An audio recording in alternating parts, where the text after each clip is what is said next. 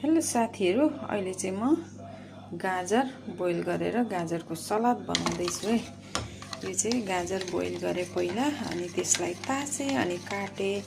यहाँ चाहिँ लेमन, नुन अनि अब तेल हाल्छु। अनि अलिकति सलादमा हाल्ने तेल है राखेर चाहिँ मज्जाले मिक्स गर्ने है।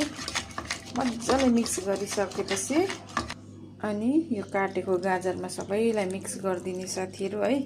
यो चाहिँ एकदमै हेल्दी अनि मिठो हुन्छ। यो चाहिँ इजरायली मरोक्कानी सलाद हो है। त्यसपछि यसको एउटा मसला चाहिँ के छ भने नि साथीहरु, मैले सबैलाई मिक्स गरिसके है।